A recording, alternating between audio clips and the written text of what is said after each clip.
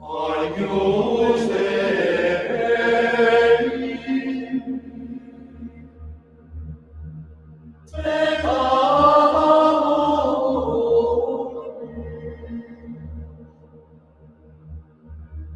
Agnus Dei,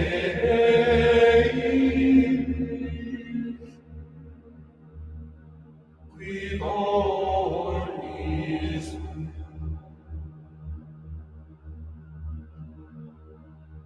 miserere,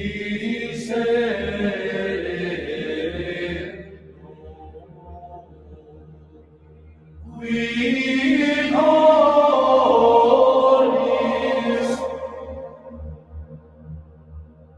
dona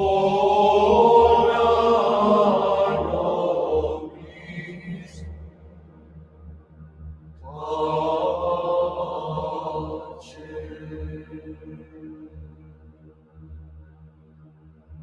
pace, miserere,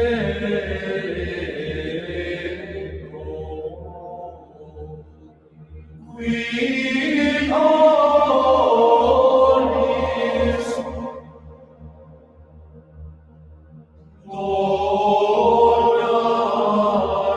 nobis pace.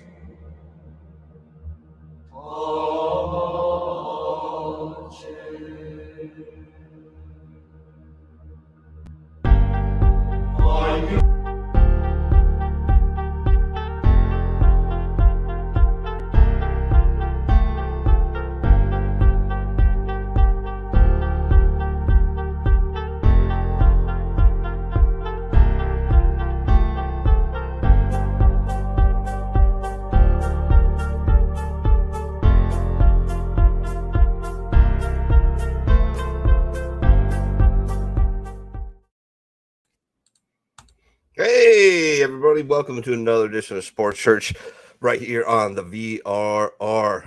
We come together every Saturday to worship at the altar of competition where grown men and women play with balls, drive around in circles, and beat the shit out of each other. I'm your host, John Corain, aka Mini. I'm a United States Marine Corps veteran. 2311 was my MOS. Ayoyes. I'm a card-carrying member of the E4 Mafia, allegedly. And I'm a co-founding member of the Veteran Revolt radio station. So we're running real light today right now. As of right now, it is just me. So sorry for that. However, Pops and Pook should be along just shortly. We're going to cover some MMA for you. We're going to cover a lot of baseball. We're going to cover some auto racing, of course. We are live on YouTube. We are live on Twitter. We are live on Rumble, if I am not mistaken. I'm just going to check that real quick here while we got some time. Looks like we're all good to go pretty much everywhere, which is awesome. A lot of cool stuff going on. We had the MLB All-Star game being announced. That's cool. Or the rosters, and I'll break that down here for you here in a minute. Also, the Home Run Derby has been announced and participants announced. I believe the reserves have been announced as well. So we'll get into that. I got a bunch of clips for you. Actually, got to go find that real quick so I can start lining those up for you guys to kill some time while these two knuckleheads get their shit together. And yeah. Let's see here. Yep. All right. I think I got most of them here. Yeah. So I'm just waiting on those guys. Hold on one second while I while I take this call. I apologize.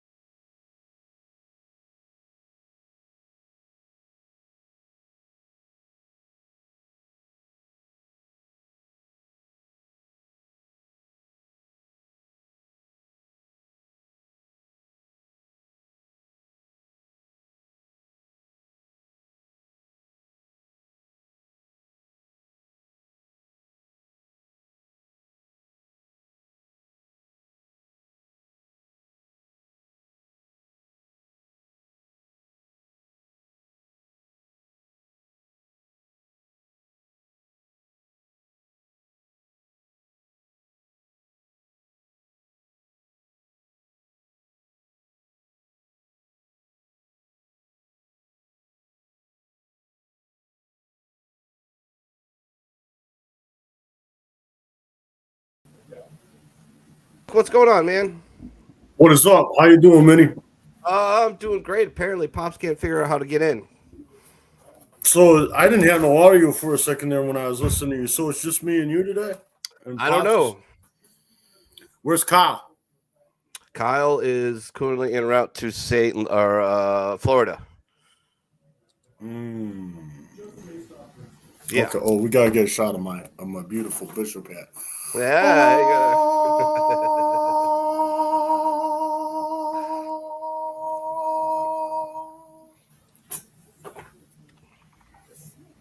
So, Mini, we're on live right now.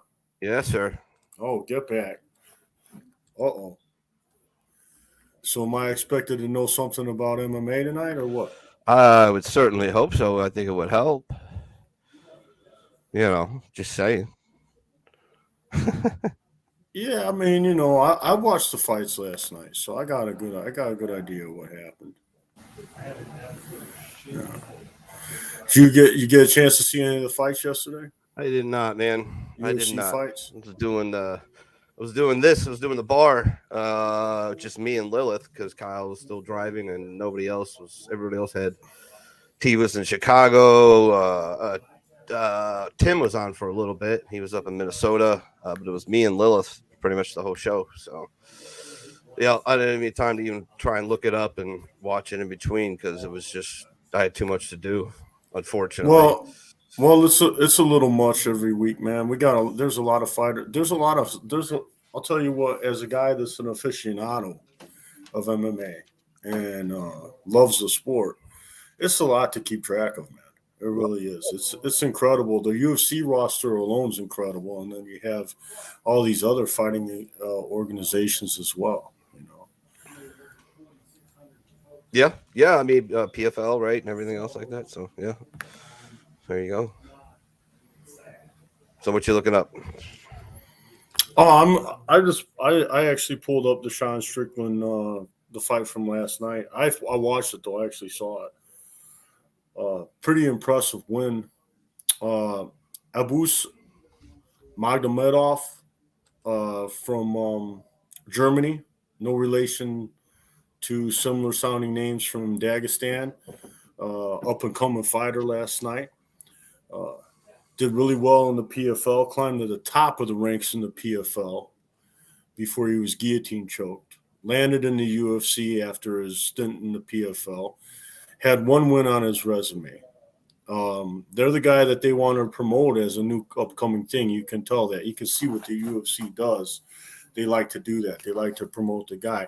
Every time they seem to do this with Sean Strickland, though, to get some rub off of Sean Strickland, it seems to backfire. Sean Strickland knocked this guy out as he's beaten a lot of the other guys that they sent their way that were up-and-coming fighters that they wanted to get a little rub off of Sean. They wanted to get some fame off of him.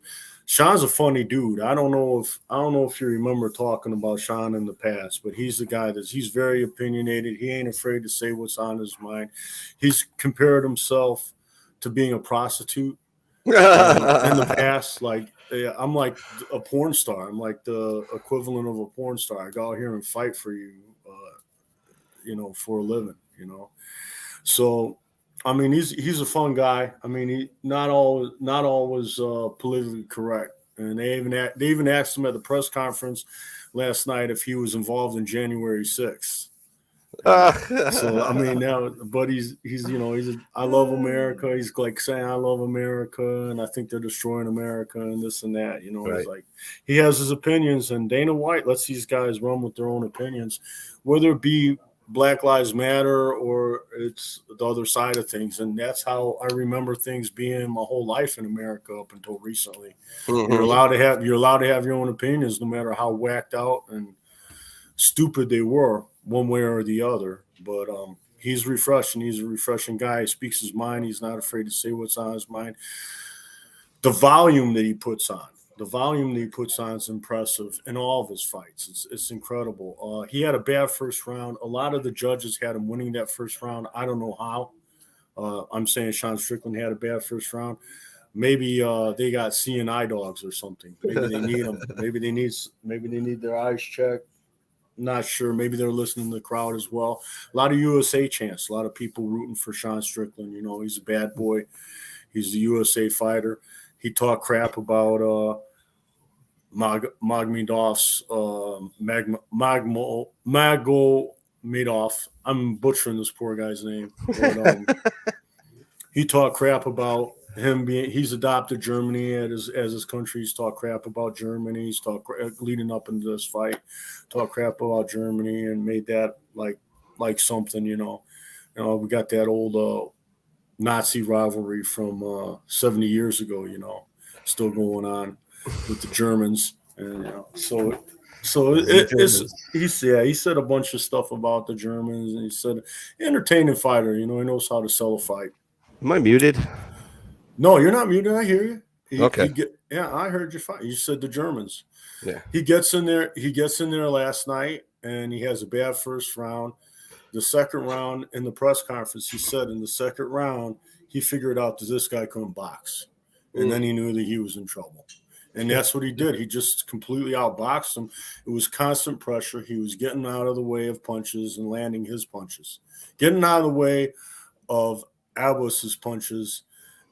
And then when he was getting out of the way of Abas's punches, he was counter-striking and landing.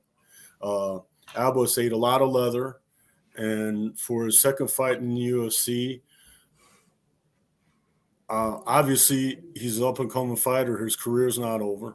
So, but this is going to be a setback for him. And Sean Strickland comes off of this, you know, main event on a TV night. He comes off of this looking like, even though he's not, he comes off of this looking like the number one contender. You know, obviously he's not. He's not the number one contender. I believe he's ranked 12th, maybe. I'm not sure, but I don't have that in front of me. But he wants a title fight, and you want to know something? That's something they haven't. That's something they haven't done. I mean, Sean Strickland fought. I can't think of the fellow's name. The Brazilian that beat Izzy. The Brazilian that beat Izzy before. Pereira. He fought Pereira and lost. Sean Strickland, I don't believe, has ever fought Izzy. That would be the fight to make. And the reason that would be the fight to make for me, I mean, whether it happens Izzy's next fight or 3 fights from now or whenever, they've never fought. And you got to consider Sean Strickland to be a top contender. And I'm looking at, if you look at Sean Strickland, let's take a look at his wins and losses. He has 5 losses. He has 27 wins. I'm gonna pull that up real quick. All right, so he lost to Jared Cantonier on a fight night. That was a split decision.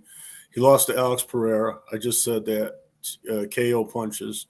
Before that, he beat Jack Hermanson, Uriah Stahl, Christoph Jotkov, and then Court McGee, another name that you might recognize.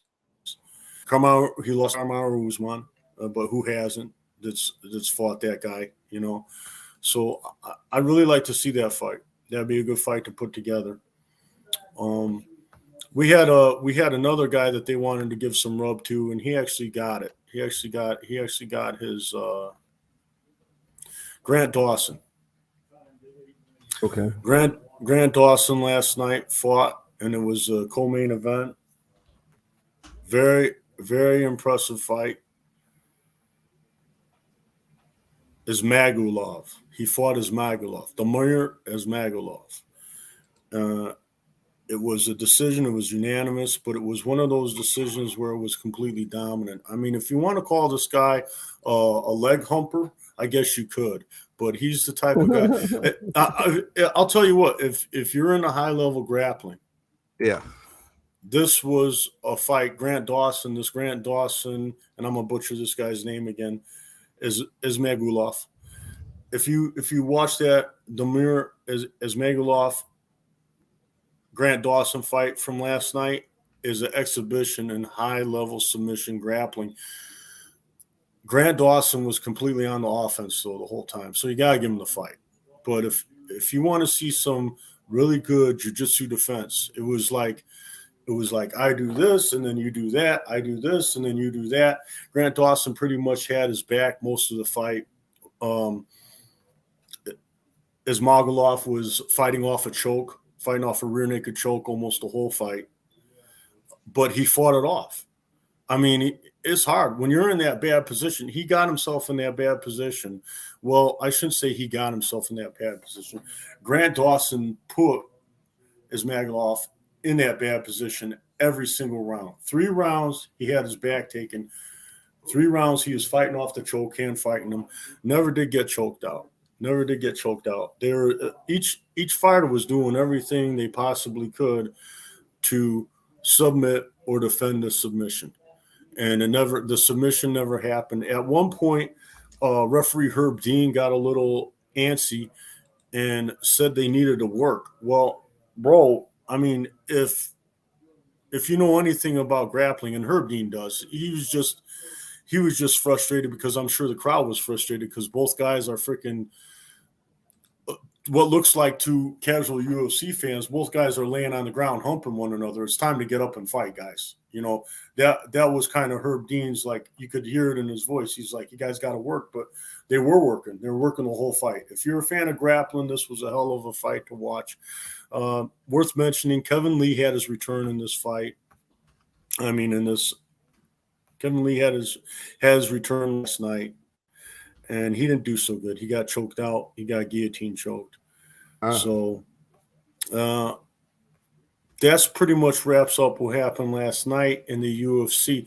Now, what we had going on with Eddie Hearn just reported today. This is the first time I've heard this. According to Eddie Hearn, the boxing promoter, there is going to be a fight. There is going to be a fight between Tyson Fury and Francis Ngannou. It's going to happen. But it's going to be an exhibition. Yeah, it's going to be an exhibition fight with no knockdowns. So it's going to be an exhibition fight with no knockdowns.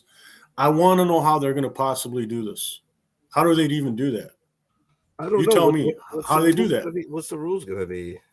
Well, that was the one rule that was, well, there's going to be more than one rule. Obviously, it's going to be an exhibition, and it's probably not going to be for score like they did that with the Chris Paul. Or not the Chris Paul, I'm sorry, Logan Paul. They did that with the Logan Paul, Chris Paul, the basketball player. Yeah. They did that with the Logan Paul. I'm thinking here, Minnie. Help me out. Mayweather. Oh, okay. They did that with the Logan Paul Mayweather fight. They didn't allow knockdowns and they didn't allow scoring. And I kind of understand how you could maybe do that with Mayweather. But these two behemoths, if they touch one another wrong, someone might get knocked out. Right? I mean, freaking Tyson Fury is a giant man. Yeah. He's a giant man. Now, I mean, he don't have the body type that Francis does, but who has that body type? Tyson Fury has a lot of power, and he knows how to throw a punch. And same with Ngannou. One of these guys taps somebody, and their knees are probably going to buckle. You know, you take a little tap from one of these guys. If a guy like me, you know, some freaking guy like me, to borrow Sean Strickland's words, that has a chin like a woman, you know, takes a punch from either one of these guys, just a jab, my knees are probably buckling, and I'm probably laying on the floor in a pool of piss. So, I mean, when these guys start hammering on each other, firing freaking nuclear bombs at one another, and that's the other thing. How do you keep? Okay, these guys are both very competitive men. They have to be where they're at, and they both claim to be the baddest man on the planet. How does this not turn into a real fight? Even if you have the rules where it's an exhibition, you have the rules where it's a no knockdown clause. Is the thing going to be goddamn scripted? I mean, how do you keep it from? Seriously? How do you keep someone from getting knocked down in this? That kind of defies my logic here. Yeah, I don't know. I was just trying. Sorry, I was trying to talk to Pops. Apparently, he's very angry with me. Pops is angry with you. Yeah. He's the one that's not on the air right now. What's going on? He says he can't figure it out. I clicked on the link that I sent you guys. I clicked on the link that I sent him in Messenger. Clicked on the link that I sent him on a private text, and all of them took me right to the screen where it checks your mic and cam and enters and it says enter the studio, like you did So yeah, you know, how you have that little thing underneath yours, how it says, what does it say? I can't read it. Does it say Friar Mini or something like that? baseball is just great. Baseball is just great on your message. Okay, well, Mhm. I can't read because my screen's small. I wanted to put a little message on mine, but it only allows 50 characters. So I had problems. I had problems getting on as well, but I didn't realize that was the issue. I told you to give me 10. I needed it, but I would have jumped on a couple minutes sooner. I was trying to type in my message there. I was trying to type in, "Don't disrespect me while secretly loving the Yankees."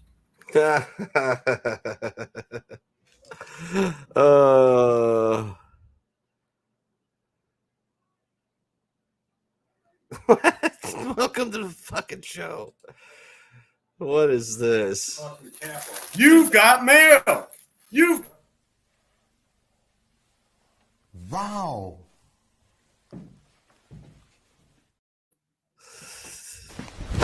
Emotional damage. You've got mail. All right. Right on. Should I open this stuff up on air? Sure, why not? Let's It's a see shit what show it is. anyways. Let's see what I got here. Let's see what came in the mail. It's a dildo. I'm gonna be very disappointed. It's a dildo. Never mind. Sports Church unboxing first. First on Sports Church, Pook on Brother Bishop Pook Dawg unboxing. The brother Bishop Pook. Squirrel.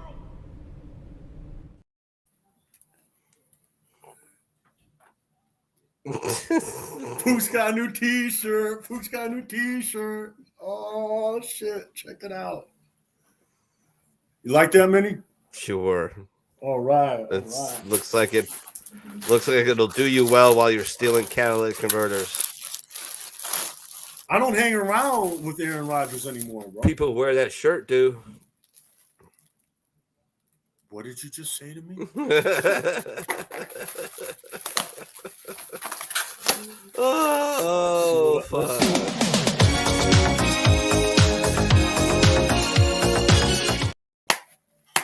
Get the Rick roll. Get my Rick roll for the day. Mm-hmm. Oh, Jesus. Come on. What's going on?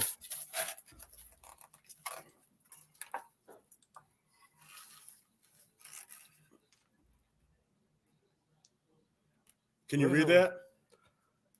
No. What? It says, "Badass bearded uncle." Badass. This was a bearded gift. uncle. This was a gift, a birthday gift from my nephew. If you're out there, thank you, nephew. When is your birthday?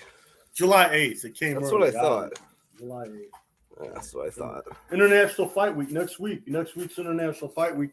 And, you know, I really feel like they wanted a better card than this. And I know what some people might say to that. They might say, "Oh, Pook, what the hell? What do you mean they wanted a better card than that? You got 2 title fights going on. You got Alexander Volkanovski versus Yair Rodriguez. And a lot of people are picking the underdog Yair Rodriguez to win in this fight. And then you're going to have Robert Whitaker's going to be fighting Duplessis. You got Dan Hooker on the card. You got Bo Nickel on this card. You got Robbie Lawler on this card. There's going to be all kinds of household names on this card, and you're like, "Pook, how can you say that?" Well, you got to remember something. International Fight Week's always been very special to UFC. Every time they have it, they have like a meet and greet with the fighters in Vegas. It's like their Super Bowl. It's like their version. All the stuff that the Super Bowl has, like the activities for the fans, the UFC has like something a little comparable going on in Vegas. It's a whole big thing. It's a little Shazam. It's almost like a little festival. And you got to remember something. We've seen International Fight Week in the past. It's like we've seen Brock Lesnar fight.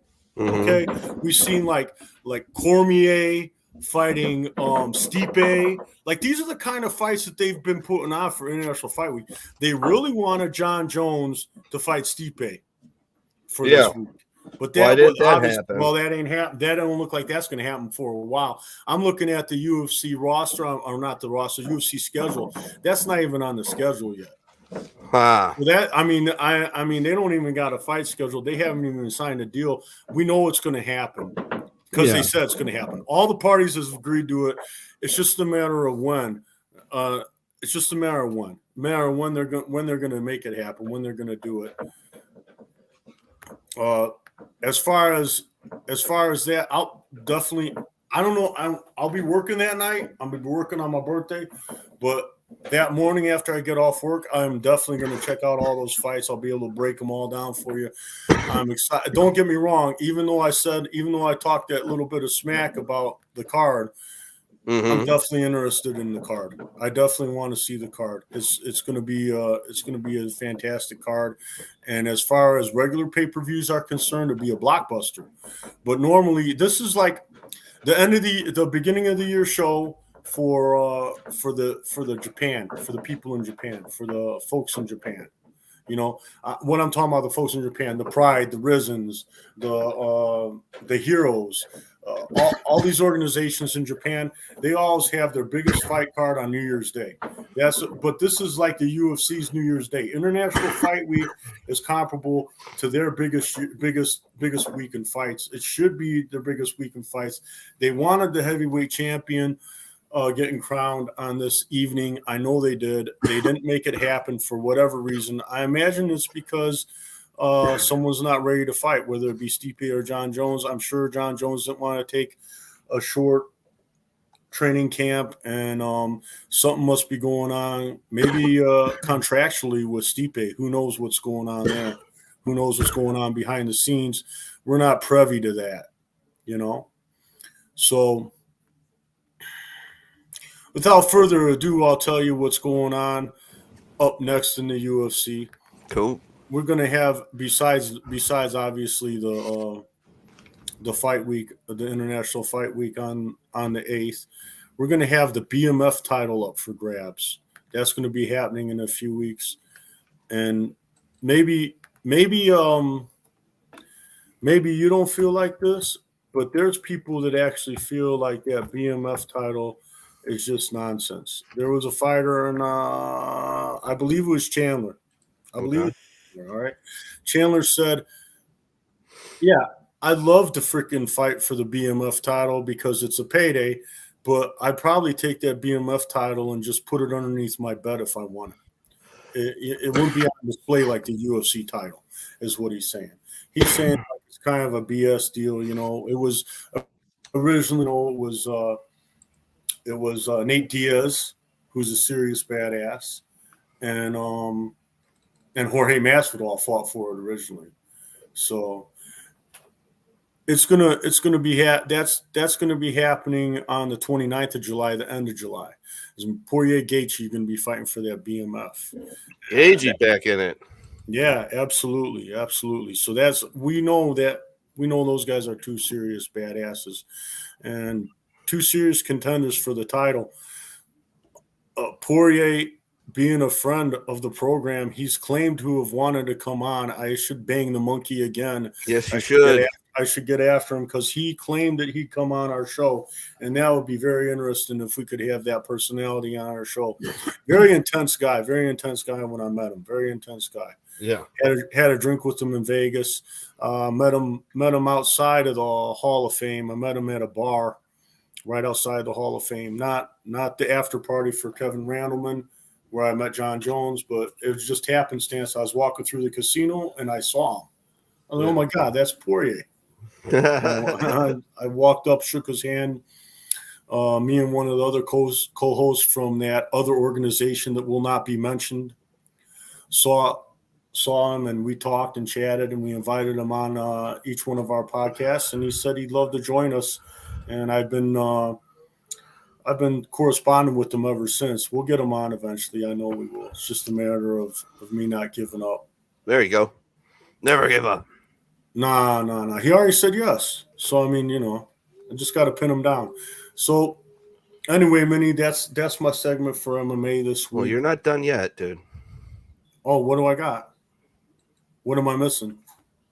What am I forgetting? Is Connor talk? No, look at the screen. Well, hold on. I'm off that page. All right. What do we got here? I got to expand it to take a look at it. Oh, Oh, are we really going to talk about this? Yes, we're really going to talk about it because it's going to fucking happen. Dana White said he's going to make it happen. Yeah, I know. He says it's going to make it happen. What do you think of it? I think it's fucking great. I love it. I love it. There's a bit of an age gap in there for sure, but And here, here's the thing. Dana White says, "I don't do gimmick fights. I don't do gimmick fights." Yeah. What the hell is this? This is a gimmick fight. This is the biggest gimmick fight. Yeah, I didn't know how many. This is just more proof. This is more proof to me what I've been saying all along, that they should have given Ngannou what he wanted. They should have given Ngannou a gimmick fight in the UFC against Tyson Fury. Yeah. And maybe they couldn't have freaking settled on the fighter. They had to come. They should have came to some kind of compromise with them. Yeah. No, I look what they're running. Look at this. Look at if this ain't a gimmick fight. Man. Here's the tale of the tape, boys. Age, the slightly autistic Mark Zuckerberg, who created a social media platform to meet people while he was in college. Let that sit there for a minute. 39 years old. Elon Musk, 51 years old. Zuck, 5'7". Musk, 5 feet 11 inches. Zuck, 154 pounds. Elon, 178. Although I bet it's more than that. It's more than that. Yeah, he's a good 200, if not more. He weighs more. He weighs more than that. He might be able to get down to that weight to fight. Yeah, that might be the catch weight that they want him to fight at. He's going to have to make weight. But I don't know about these billionaires making weight and fighting. Yeah, right. I mean, in their 50s. Yeah. I don't know. This is. Here's the thing. Here's the thing about Zuck, man. Zuck actually grapples. Zuck actually trains. And, so does Elon, apparently. Now you know who his training partner and manager is now for Elon. Do you know? Is it Tate? No, Andrew Tate? GSP. Wow. George St. Pierre is like, yeah, that makes a difference. I want you to beat the fuck out of this guy. That makes a difference. Yeah, it makes a huge difference. The man who taught himself how to wrestle at age 25, whenever he did it, and then beat the wrestlers at their own game. Yeah. Yeah, absolutely. The young man that was bullied as a young teenager. Yeah. Took martial arts, perfected his craft. Yeah.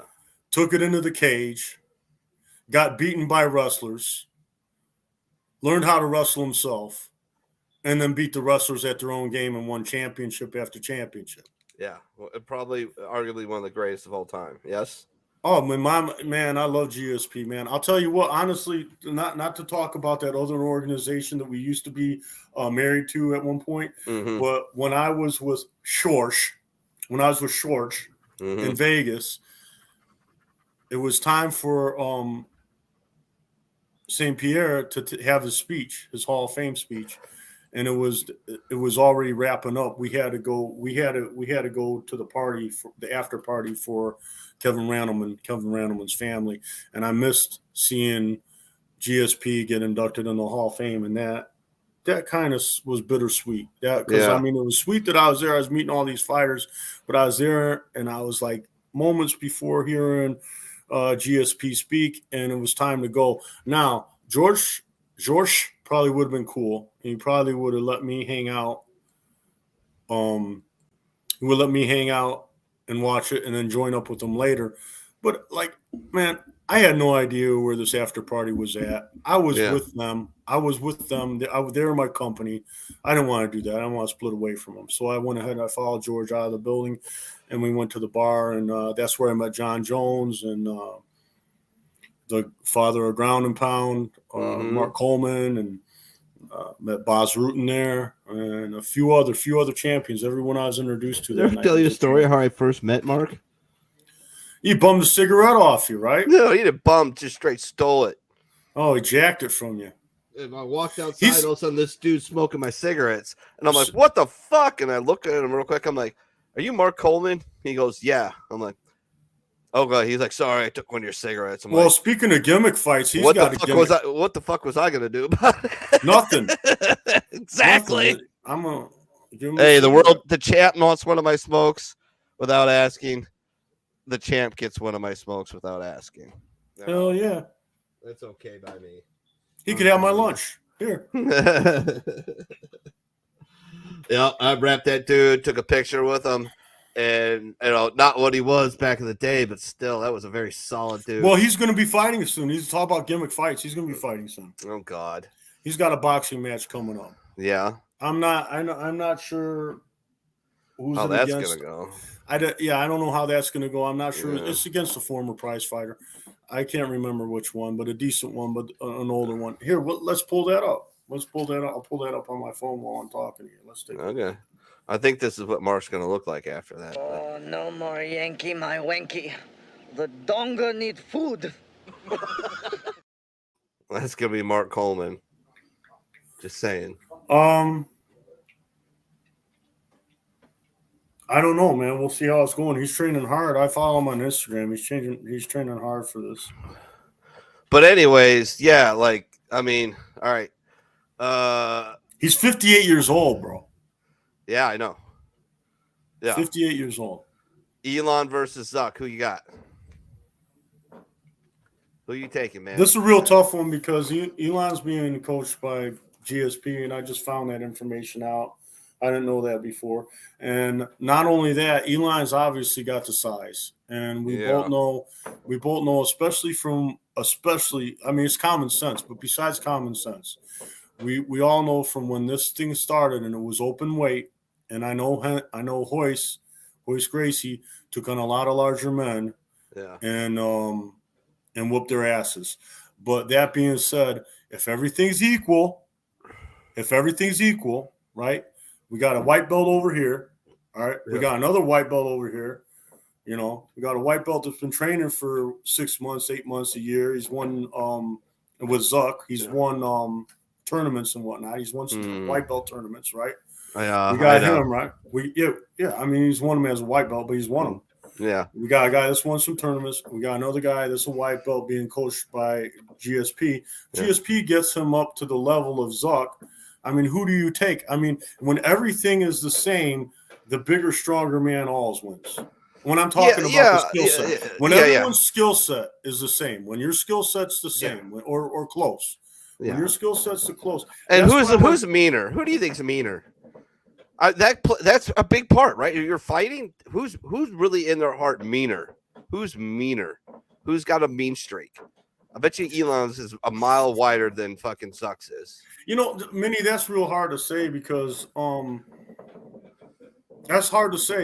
guys got a little switch that kind of flips. Sure, we all do. You know, I've got one. You've got one. Absolutely, but some people walk around on level 6 and they never get to level 10. Mm-hmm. And then the guy walking around at level 6 is thought of being a mean guy and a badass, but really he's not. That's just how he is. And he can't even get up to level 10. Then you got guys like me that walk around at level 1 and I can get up to level 10. You know, who's to say? Who's to say? You know, who's to say who's meaner? Who do I think's meaner? Oh man. Zuck's more sneaky and underhanded and dirty. If you watch that movie, you'd agree with that. But I mean, I don't think either of these guys get to be multi-billionaires if you don't know how to do a dirty dance or two. You know, I think with Elon, you know, here's the thing, and I'm not an Elon nut hugger. I'm not a guy that freaking runs, and not to get off the subject of sports, but we're talking about Elon now. Dude wants to do good. He wants to freaking open up free speech. He obviously appreciates America and what it used to be. So, I mean, and the guy's such a genius. Look what he started. He started PayPal. He started all these businesses. You can't stop the shining. You know what I'm saying? You can't stop the shining. What I mean by that is is the guy's a freaking genius. Mm-hmm. And he's not just a freaking genius when it comes to engineering. He's a genius entrepreneurially. So I don't know. I don't know if he's that bad a guy. We all know Richie, Zuck. what's going we on, all know man? Zuck's that. We all know Bill Gates is that bad a guy. Yeah. I know you're Yeah. coming back soon. Football's gonna. Hopefully, you're coming back soon because football's about to get next couple of months. It's gonna start to get interesting. So, but thanks for tuning in, man. And yeah, I'll fight for Musk. I like it. Yeah, I think like if you took a poll, I think I would assume most people would land on the side of Elon Musk. But who are you gonna pick, Pook? Who are you gonna pick? Who are you gonna pick when this happens? Who are you gonna pick, baby? I hate to do this early because I'm probably going to change my pick. I'll give you one change. I'll give you one change a week. The show week before the fight actually happens, if this thing truly does, which apparently it's going to, but whatever. Well, this guy's we'll Zuck. See. Zuck's been training ever since Patty Pimlet talked shit about him. He's been training in jiu-jitsu and only jiu-jitsu. So that's a lot. Elon's got if you go straight to the ground, it is. Especially for two guys that are beginners at fighting. That's a lot. Elon has got he's got some judo, some karate background as well, and he's got some Brazilian jiu-jitsu as well. So if he can pump up his striking, which GSP pretty good at, and his wrestling, which GSP is pretty good at, then I got to take Elon Musk. I got to. I just think, and I think he's just meaner. Dude's South African. Those people are crazy. They're crazy. And Mark Zuckerberg is, could he roll me up like a pretzel? Probably, because I'm not trained. But you want to street fight him? Street fight me? I'm gonna beat the shit out of that dude. I'm just gonna hit him with my baton and call it a day. Walk away. See ya. Or maybe I'll just, lose and then sue and then buy a G6 after I win. But I don't know. Be pretty embarrassing to get your ass beat by Mark Zuckerberg.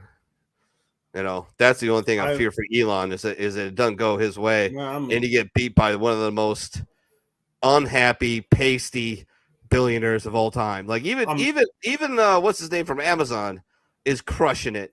Yeah, got a fucking hottie girlfriend.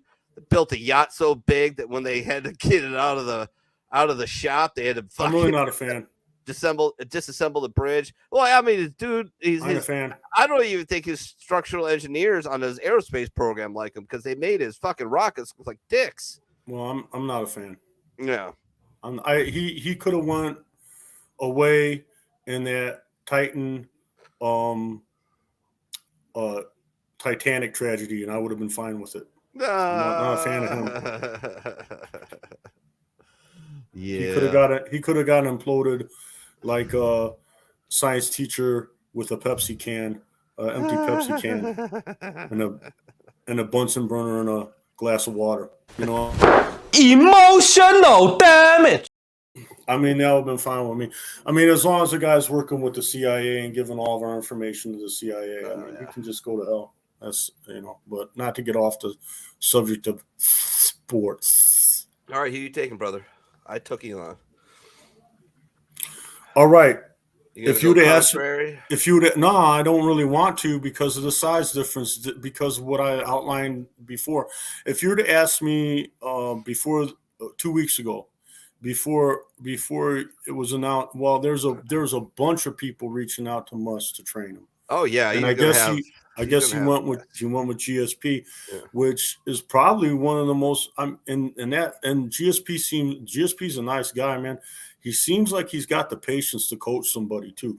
Yeah. That's the thing. If you'd have asked me a couple weeks ago, before he had all these offers to train him, it'd be easy. It's like you take the guy that's trained, or you take the guy that's untrained. You take the guy that's trained, of course.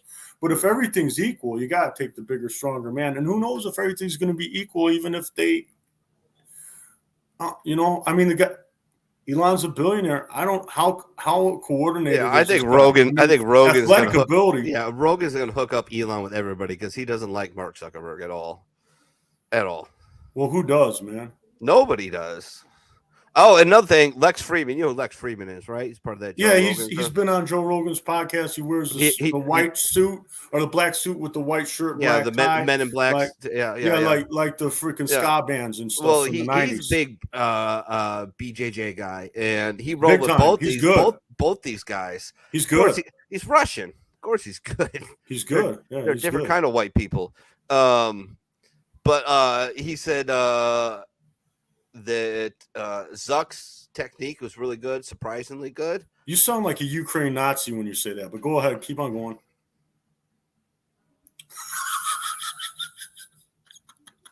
And just in case you didn't get that one, I'll wind this other one up for you. But he rolled with Elon as well a few days later, and was impressed with his technique. But the most shocking thing he found was his power. Like, he was much more powerful. Like, he just made when he crowded the space, he just bullied me basically. So there's something to think about. So. Well, we all know, man. We all know Elon's big. He's got a big frame, man. Yeah. If you ever seen him, I saw him with his shirt off, and everyone was talking about like how pasty he was and how big his gut is and how flabby his tits are and everything. But what I was looking at was how big this dude's back is, man. Yeah. He's got a big ass back and wide shoulders, man. He's a big dude. He looks strong, man. For a pasty, pudgy billionaire, he looks strong. Agreed. So I will see what happens. We'll see what happens. You know, that's how I feel about that fight. I'm so happy my T-shirt came in the mail. I actually sent them an email because they sent me an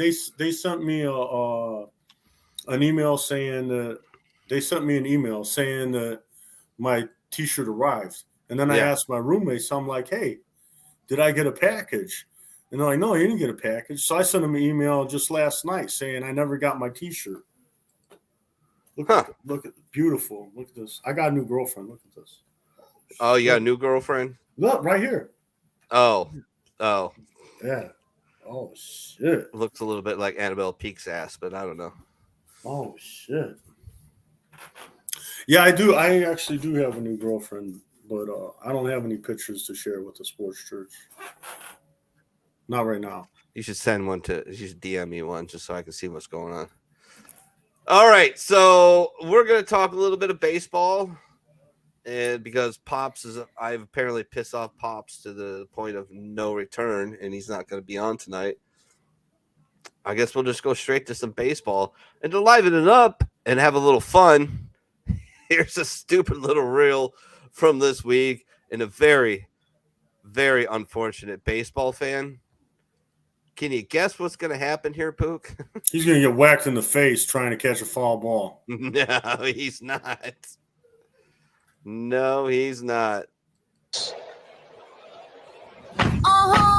my shit. All the girls don't be like. Watch this. Oh, he got whacked in the face, but not by the ball. Oh, God. That dude ate shit trying to catch a ball. Oh, yeah. Look, fans. He took his eye. He took his eye off the seat. I think he was slightly intoxicated. I think that didn't help. I think that didn't help his cause at all. Another cool story. I guess I'll do it a little bit. Let's just go through the standings real quick if I can. Where is it? All right, so here we go. And I'm not going through everybody because the hell with that. Tampa Bay Devil Rays 57-29 plus 158 run differential, still I believe highest in Major League Baseball. Baltimore Orioles hanging in there, man, 49-33 plus 20 run differential, only 6 games back. Who the hell saw the Baltimore Orioles coming in there? Nobody. The Yankees, the Bronx Bombers, 10 games back. They're 8 games above 500, and they're 10 games back. The AL East is nasty. Toronto Blue Jays, honestly sorry I picked you guys last year in the World Series. You tanked on me, so fuck off. The Boston Red Sox are the most mid team in baseball right now. 43 and 42 plus 13 run differential. Now let me ask you this because I was betting for a little bit. I know you don't like getting interrupted, Mini, but I like interrupting you. It's good for the show. It makes for good radio sometimes when I have pertinent questions that need to be addressed. Yes. Okay, so for a while there, I got a buddy of mine, Mike Snyder. He's literally a genius, man. He really is.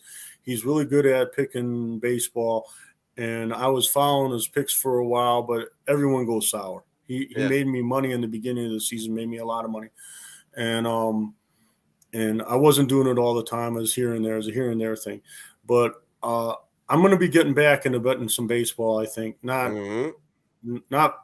this check, but the very next one here. I want to ask you a question in your opinion here with the Boston Red Sox, right? The way their record, they're like sub 500, right? Is that what they are? No, they're a game above. They're a game above 500. One game above 500. Could you grind away a profit betting against the Bo Sox when they're the favorite? Like just blindly betting against the Bo Sox when they're because they had to be favored in these. They're 50-50. They're right at 50-50, and they had to be favored in the overwhelming majority of these contests. You follow what I'm saying? I think you could. I think it's who are they playing that they're grind away a small profit. Grind away a small profit. Go to this. Like I tell anybody, like baseball is one of the most research intensive things you have to do if you want to bet and win. They tell me, and this is all the experts that I've known throughout the years, and I've known a few. They told me that this is the easiest sport to handicap. But that being said, that's if you're able to digest all that information, obviously. And it's a ton more information than say football or basketball, a ton more. But what I look for when I bet, I look for matchups. I look for a hitter who's hot, who crushes. Let's say the Cubs, right? And there's a guy that the Cubs are facing that is a left-handed pitcher. And you got a guy in the Cubs that absolutely just murders left-handed pitching. His name is Juan Gomes. I'm going to bet one of my leg parlays that Juan Gomes gets 2+ hits. That's a fucking safe bet against a lefty. 2+ bases, right? So I'm looking for like a double and a home run, or a home run, which gets me over. And then I'm looking for a pitching matchup that I can use as a leg on my parlay. I'm looking for somebody like strong, like say Nathan Eovaldi and the Texas Rangers playing the Kansas City Royals. Boom! I'm betting on that. I'm taking that. I'm taking the money line that Nathan Eovaldi gets 6+ innings, 6+ strikeouts, and gets the win against the Royals. That's my next leg. Then I'm looking for something like steals. So I'm going to go, all right, I'm going to look up who's Bobby Witt playing this year or playing this week. Bobby Witt Jr., excuse me. He's playing them. And the catcher has like a 30% catch rate on stolen bases. Boom, next leg of my parlay. You know what I mean? And so that's how I do it. That's how I've always done it, is just spending a whole week looking for matchups, pop that money in, and then watch it just come back to me at like a +780. Now let me ask you this. Now it's not like it used to be in the old days when you used to have to find a bookmaker at a bowling alley or a local tavern or a pipe store or whatever. They got these apps now. They got. Is that legal in Ohio now? Yeah. Here's the thing. Like they have, like, you could never do this with the local bookie when I was growing up. You could never bet like the first 5 innings. And that's Yeah. always what seemed to defeat me whenever I tried to handicap baseball myself, which I have. I have It's tried hard. to handicap baseball myself. That's how me and you hooked up as baseball, remember? Right. Well, you were killing me. You were killing me on the parlay sheet. You really Yeah. were. But that being said, they now allow you to bet the first 5 innings only. That has to be huge if you're betting starting pitching. Yeah. Do you use that? You first 5 innings? Oh yeah. Oh yeah. Over- Oh yeah. Oh yeah. Especially against a lot of these young kids who got wicked shit, but they have no idea where it's going most of the time. Like I'd use it with Hunter Green, before he went down the aisle, because Hunter Green throws gas like anywhere from 98 to 104 miles an hour. That dude's he's throwing shit. Spencer, That's faster than the pitchers in the 50s. That's for sure. No, actually, you know what? It's not. You know who still holds the record? This is funny. And you can watch a documentary called Fastball. We were talking Yeah. about that on not last week, but the week before when I was on. They clock them, and you were looking at the times. Yeah, the man who still owns the fastest pitch thrown is Nolan Ryan at 108.1. Yeah. So, But now, yeah, how good were Nolan Ryan's mechanics? Obviously, to that longevity of that career and be able to throw that fast. Well, I mean, I think there's just outliers and everything, and Nolan Ryan is an outlier. His mechanics were decent. Look, he didn't pop his elbow until he was 40. Fuck, how old was he when it happened? I think it was a game. The guy pitched for 20 years. I know that. I watched him pitch. I saw him pitch. It was more than that. I think it was. I think it was 46, and I think it was in Seattle. And he threw a pitch, and he just walked off the mound. He's like, "Yep, I'm done." And his elbow, that ligament there. He started pitching major leagues in the 60s, correct? And I was like 69, bro. Maybe. Oh, yeah. Well, hold on. Yeah. Let's get to it. Yeah. Let's get to it.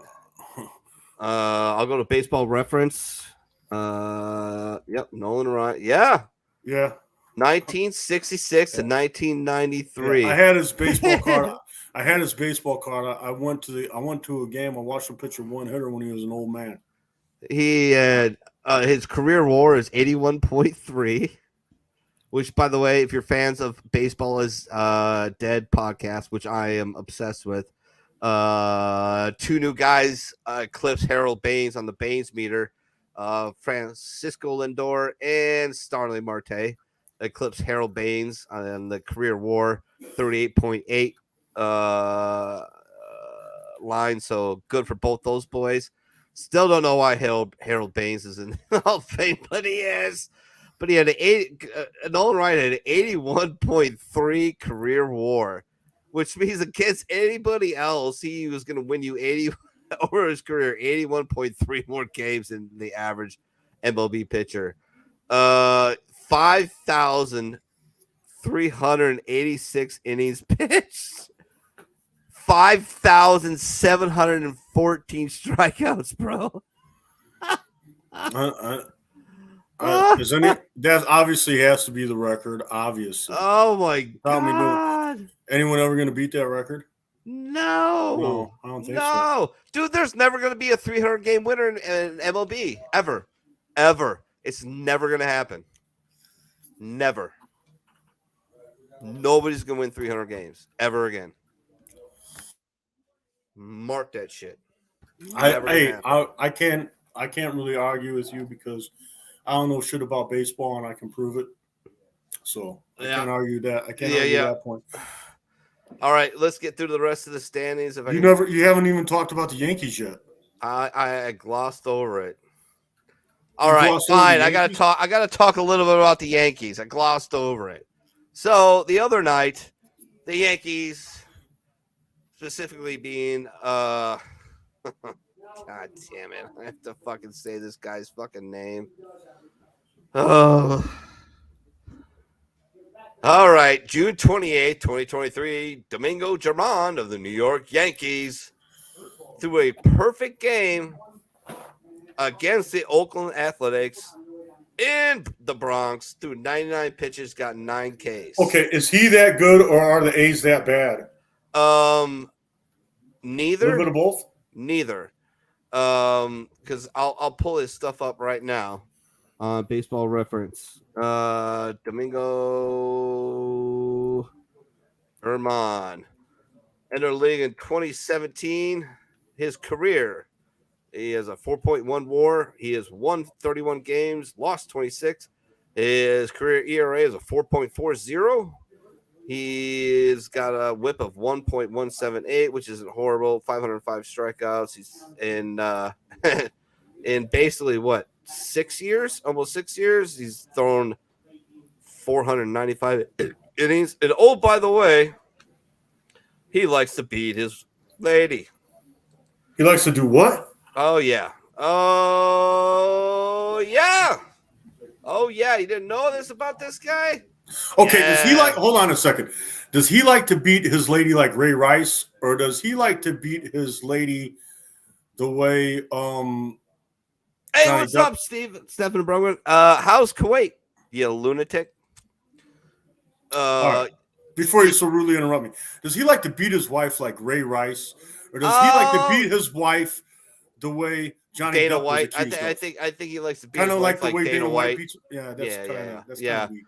A lot of kinda slapping, involved, and it's kind of yeah. weak. I think I So, think that was. so I this guy- honestly think that was a put on to promote the slap league. he was he was at a charity event put on by the Yankees, one of the Yankee players, and apparently he got fucking drunk and slapped his wife at the party. They left the party, or it was their girlfriend, left the party, went back to his house. Apparently she locked herself in the bathroom because he was drunk and just raging it out. And one of the teammates, unnamed, brought his wife over to try and calm him down, and then they took her back to their house and left him there. He was suspended 81 games by MLB. He was suspended 10 games this year for the sticky substance rule.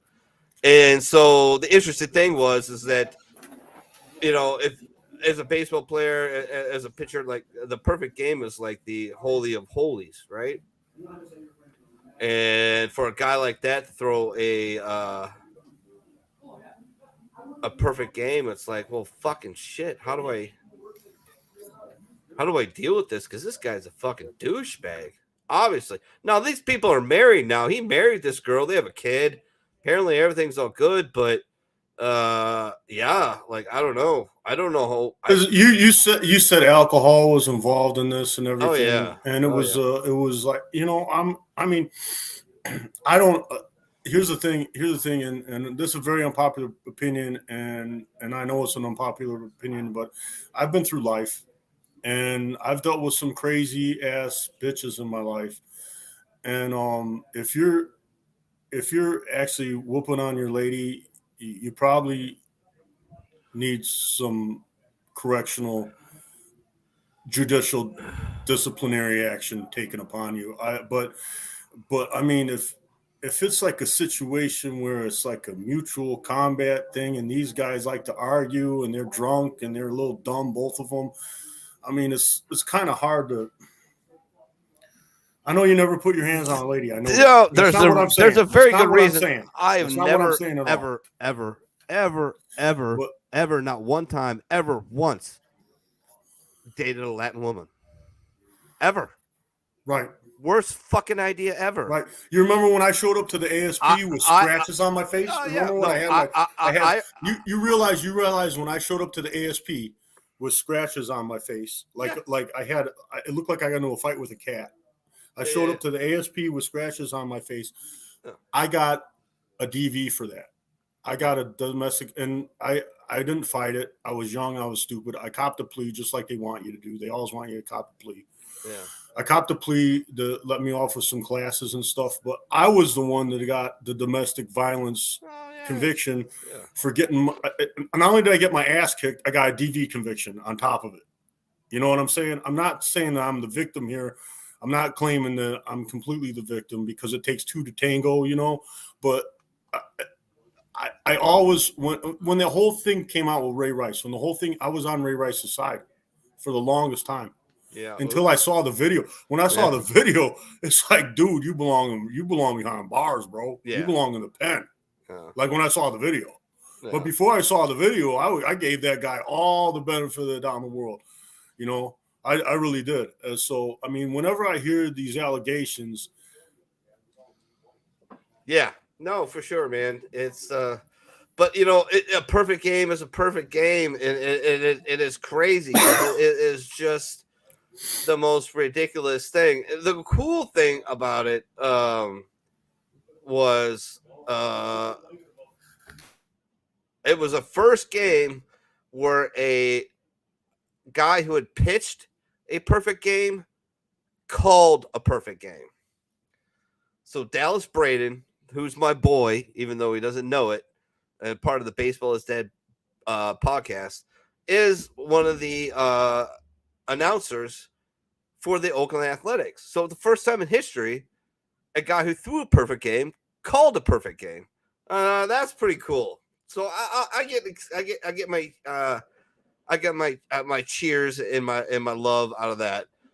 Very strangely, though, only 12,479 people showed up for that game. I guess they didn't want to see the Oakland Athletics. Another thing, Dallas Braden said on his last podcast, a lot of people came up to him, and a lot of Yankee fans very confused about how to feel about that.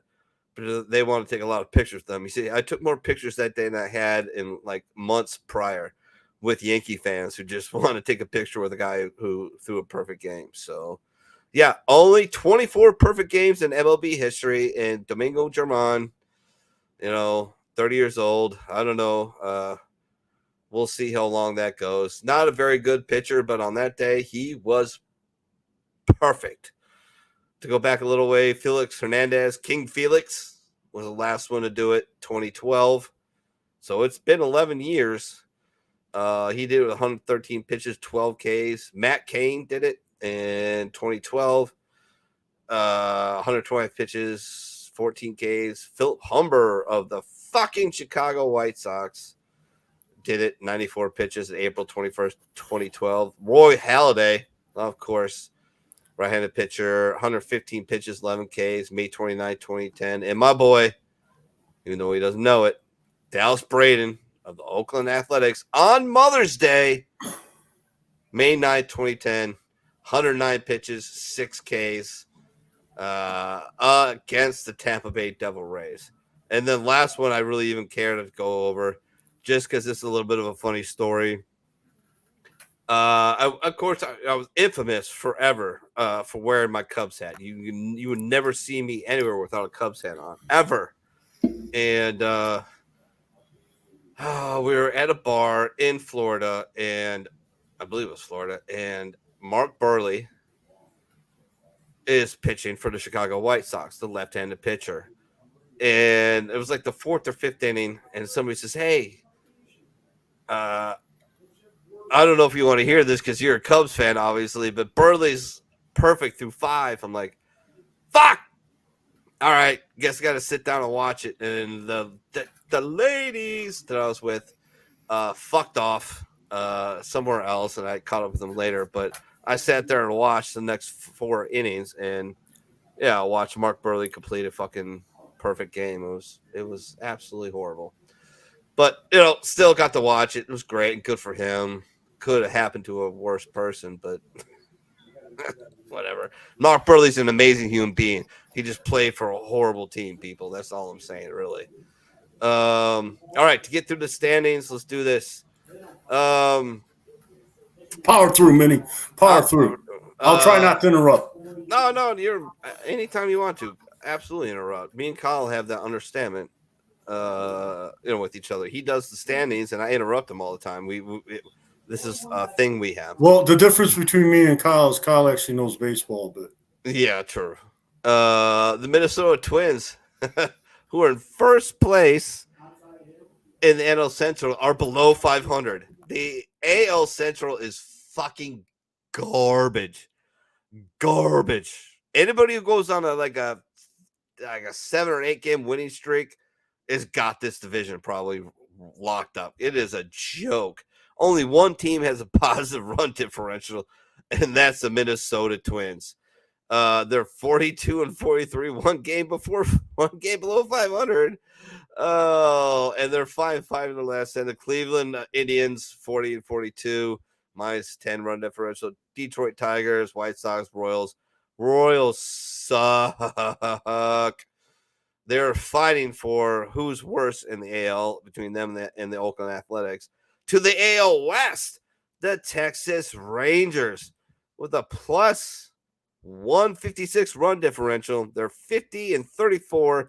I'm starting to watch more of these games on MLB TV of the Rangers. Just I think I need to get to know these guys a little bit. And they're good. They're nasty. The Houston Astros are clinging there. They're 46-38, 4 games back. They just got Jose Altuve back, but plus 57 run differential, 6-4 in the last 10. The Mariners, who host the All-Star game this year, big disappointment. They're the darlings of the preseason, and they just have not shown up at all. And the poor Oakland Athletics, who this is bad, bro. 23-62. They're already they're 27.5 games back, and they have a minus 236 run differential. The worst in baseball. It is horrible. I feel so bad for my boy Dallas Braden, who has no idea who I am, but I feel bad for them. Dude, how hard is it Pook? How hard is it to go to work every day to call a game that you know is more than likely got an 85% chance of you getting slaughtered? That's got to be tough, right? Honestly, I expected, but this is why I don't claim to be a baseball expert, and I tell you I don't know shit about baseball. When they had that game with all those home runs and they broke that Thor hammer. Mm-hmm. My roommate said, "Oh, they broke the Thor hammer. It's going to be the reverse for them. They're going to reverse the curse instead of having the curse put on them." And I was like, "You know what? You're right." And I thought they were going to rattle off a whole bunch of wins after that, and I was completely wrong. Do you think there's any chance that their bats can get hot? No chance. It's a bad team. It's a bad team. It really is. They've in the past done a really good job of drafting well and picking up guys and develop them and then letting them go as soon as they had to. Like Matt Olson and stuff like that. Yeah, they've been accused. That's another thing. They've ran. That's over the years. They've done that whole analytics stuff, and they've been using their own homegrown talent, and everyone's picked them apart. Right? Is that what? Oh yeah. They've been like a farm system for the rest of the league. They're high AAA. And that's unfortunate. And so here's the thing. Here's the thing. Change when it goes to Las Vegas? No, I don't think it is because the same ownership. No, same ownership. No, not going to change. If I won that fuck you crazy lottery money like that, 600 fucking what was it? It was almost $1 billion. It was like $750 million. I would buy the Oakland Athletics and fucking die trying to fucking make that team win. You'd be the second coming of Charlie Finley. Yeah, I tried my damnedest, man, and I spend way too much money on player development people and fucking scouts and. Yeah, no free agents. Build this shit from the fucking ground up, and our free agents are there to fucking get us. How much money would you have to buy the Cubs? And could you buy the Cubs? Cubs no, for sale. No, a couple $1 billion. Probably they're probably worth like $3-4 billion minimum. I don't know. Should we look it up? I wonder if I can look it up quick enough. I got so many tabs open up, people. So, much are the Chicago Cubs worth? All right, Google. $4.1 billion. $4.1 billion. Yeah, you're close. You said $3 billion. Once you get up there in the billions, No, I said $750 million. for the Cubs. No, I said that's how much I would have to buy the Oakland Athletics. Like, never buy the. No. But you guessed that the Cubs were worth $3 billion before Yeah, you looked it up. yeah, Once 4.1. you get, So once you get up there in those kind of numbers, what's another billion? yeah, exactly right. Yeah, not that big of a deal. But yeah, poor Oakland Athletics, man. And they go to Vegas. Look, Vegas. Everybody thinks Vegas, baby. Vegas is a small market. Not a lot of people live there. It is not like it's all glitz and glamour, but not a lot of people live there. What, 1.5 million, maybe 1.7.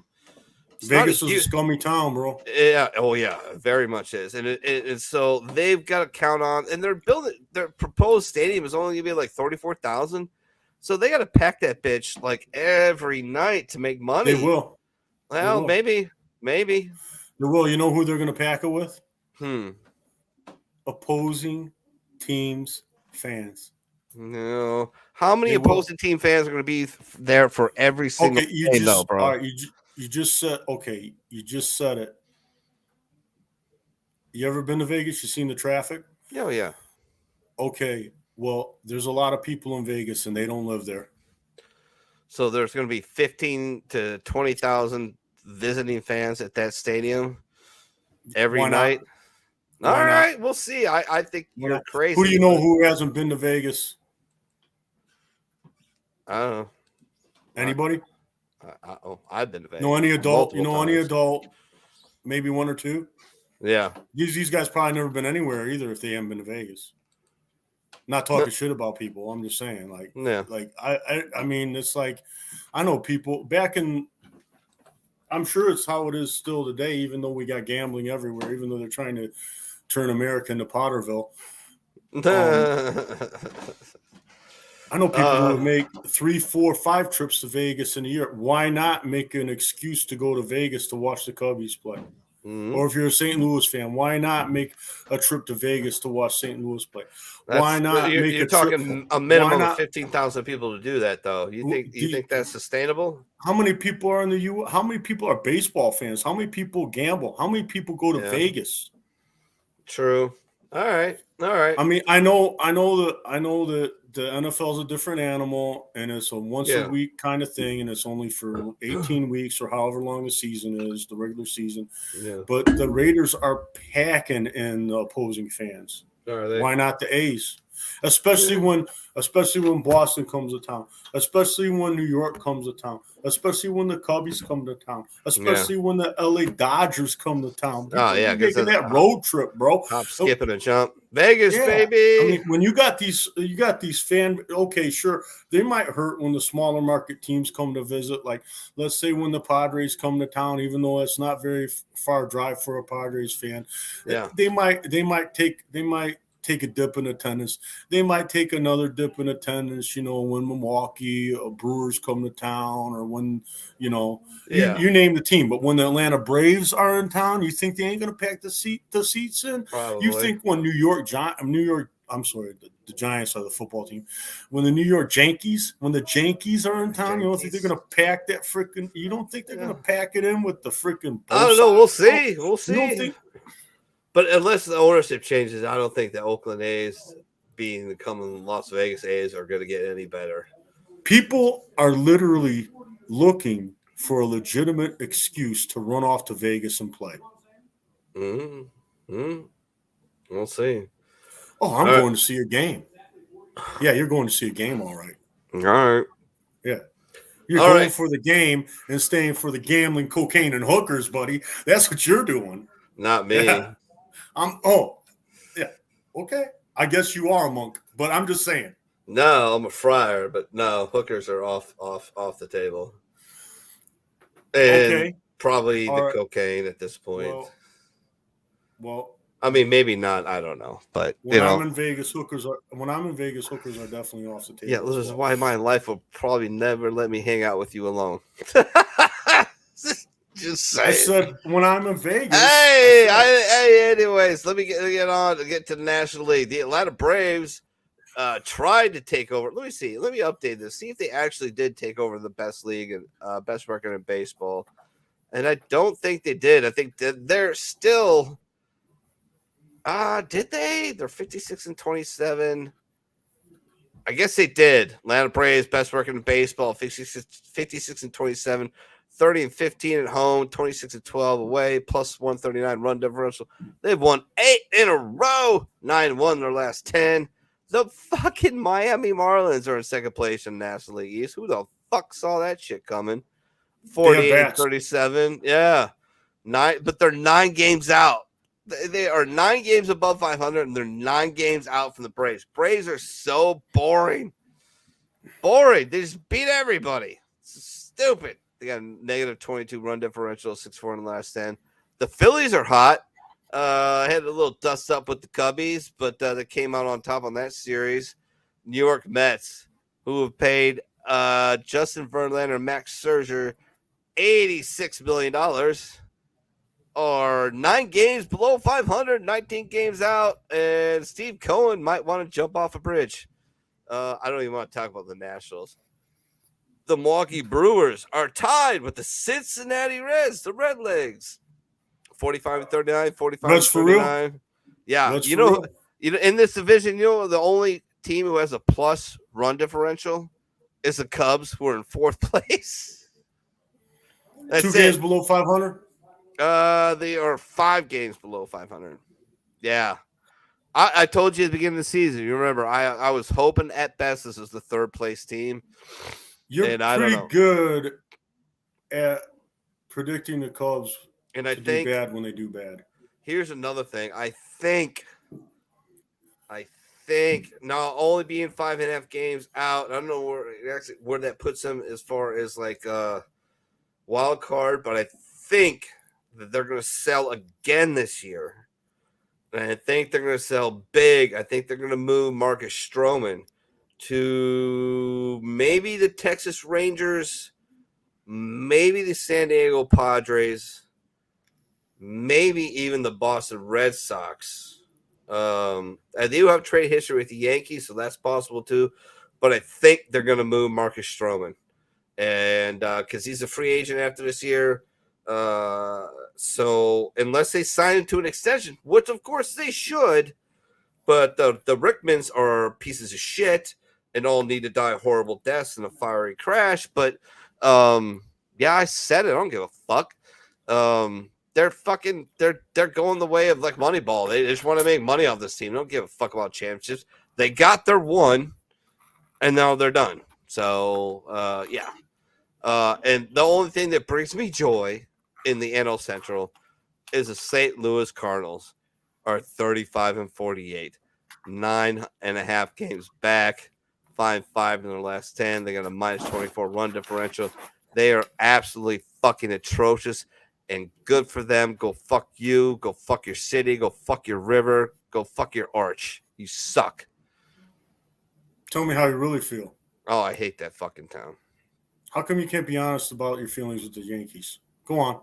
To the NL West, to the shock of everybody around the baseball multiverse, the Arizona Diamondbacks are in first fucking place. And the only guy I can name on the team is Evan Longoria. That's it. I don't know shit all on that team. But they're in first place, 3 games up on the Giants, 3 games up on the Dodgers. They got a +37 run differential, 5-5 in the last 10. The NL West is eating itself alive, basically, because the Giants are right there at 3 games behind. They're 5-5 in the last 10. The Dodgers are 6-4 in the last 10, but they're still 3 games back. The Padres, who threw all kinds of jacket, Juan Soto, Manny Machado, Xander Bogaerts. Yeah, boys, you can buy a lot of bats. Here's the problem. You don't have a leader on that team, a veteran leader in the clubhouse who tells these boys how to do it, because Manny is going to be Manny, and he's not a leader. He's a fucking trap. He's a grown man trapped in a child's body and mind. So don't look to him. and you didn't invest fuck all in pitching. So guess what? You're gonna lose all that money, and it's gonna show up for nothing. You're also 3-7 in your last 10. Sorry, Padres fans, when you bitched and talked all kinds of shit in the preseason about doesn't matter who we play in the World Series, we're gonna win. Well, you're 11 and a half games back, bitch. So enjoy that. Enjoy that. Sorry, but your owner and your GM might need to go to some classes. They are special needs at this point. Yeah. Chris Benoit said the Mets and their $350 million payroll are looking great. Yes, they are. They are looking amazing. Let's see here. I had a couple little things I wanted to play for shits and giggles. And one of them is Chipper Jones. He's in the booth with my boy, Grandpa Rossi, David Ross, 2016 World Series winner of the Chicago Cubs, and current Cubs broadcaster, Boog. It's pretty funny. It's a great story. Pook, I think you'll get a kick out of it. Once I get it loaded up here. There we go. You like Chipper? You know who Chipper Jones was, right? Of course. Like he was one of the. Yeah, of course I do. Yeah, Chipper was a shit. All right, here we go. Yeah. In the box, or was I at first base? No, you were in the when I box. looked up. No, you were in at the box. It was pregame, and I was asking you. You were swinging it great. You were swinging it the first pitch a lot, and so Dorky Boog, me and my hitting video said, "Hey, how come you're swinging the first pitch so much? You don't get a lot of first pitch strikes." Was my point. I said, "You don't. So why are you doing it if they're not throwing you a lot of strikes?" And your point was because the only time I'm going to get a fastball. So here's what happened. Tim Stauffer. It splits the plate at 91. Now watch the hitter. I love it. 91. Now watch the hitter. There it is. Go ahead, play. Right down the middle. Splits the plate at 91. Now watch the hitter. Let's back up at the booth. You motherfuckers. Watch a head shake. Watch What are we talking That's about? why you're up there and I'm down here. That was great, right? Yeah, it's hilarious. That was funny. Like, you got in my head, you motherfucker. It's my job. And you got in my head. That first pitch, if Chipper was waiting on that fastball, that's gone. He's gone. It's gone. It's gone. It's middle of the plate. It's middle, which is like, you see that, you spin out of your shoes, right? Well, the Pook couldn't hit a 91-mile-an-hour fastball, so the Pook wouldn't spin. But, yeah, a major leaguer, that is a juicy pitch that could have been smashed. Yeah, no, I mean, that's just, could I hit 90? Can I still? I don't know, probably not. But could I? Yeah, I used to. Sure. I might be able to bunt, maybe, possibly. Well, say if you can bunt, you can hit. If you time the Yeah, bunt, you turn and face the plate, and it's a little different. I've bunted a little bit. I was way better at bunting than hitting. That's for sure. In my short stint trying that game. Here's another fun one I wanted to do. I got to let it go run through its thing, though, before I put it out there. Unfortunately, it is what it is. It's an Instagram video, so I got to wait for it to restart before I play it. But it's a Tony Gwynn thing. Yeah. So hold on. Okay. A hell of a San Diegan, by the way. Oh yeah, I met him at a gas station just outside UC San Diego. And I was like I saw him and I kind of froze up and I'm like, all right, get your shit together. Just go talk to him like he's a fucking man, because that's what he is. And I said, Mr. Gwen, and he says, hey, how you doing? I'm like, good. I just want to shake your hand and what, autograph? No. Never. I never do autographs. Really? No, never. I don't have one. I just want to shake your hand and sell them on eBay. Yeah. No, yeah, fuck that. No, I just want to I just want to know that I met you and had a conversation with you. And we talked for like 5 minutes while he's pumping his gas. He's like, hey, do you pump your gas? I'm like, shit, yeah, I do. Sorry, I was just, I can't, not take the opportunity to talk to Tony Gwynn, man. So here's a little cool story about Tony Gwynn from John Smoltz. This is fucking awesome, people. Let's see if it's there. It's looking good. It's looking good. All right. Audio's good. Cool. How'd you do against Tony Gwynn in your career? Not good.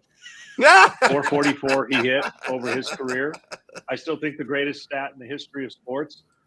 Maddox, Glavin, Pedro Martinez, and me. I want to say faced him over 330 times. Okay. We struck out over 12,000 batters combined. We struck him out 3 times. All of Wow. it. 3. All of us combined. Wow. Pedro and Greg Maddox. Yes. 0. Wow. Isn't Wow. that fucking insane? Wow. Those guys combined for 12,000 strikeouts. So what do you got? You got Barry, you got hold on, you got freaking Gwynn, Ted Williams, Barry Bonds. Yeah, for lefties. Yeah, Ty Cobb. Man, that's going way back. Yeah, but yeah, those. I mean, I think Ty or Ted Williams' powers was greater than Tony's, but you'd have to really make. Problem was that Ted actually went and fought in 2 wars. Had Ted not had to do that, Ted probably greatest baseball. Oh my player God! of all How time. about that freaking story that George tells about the fighter pilot thing and all that? Oh my God! Well, it's a true story. Like John Dude. Glenn, another Marine, future astronaut. The senior pilot is supposed to fly lead, and John did not fly lead on his flights.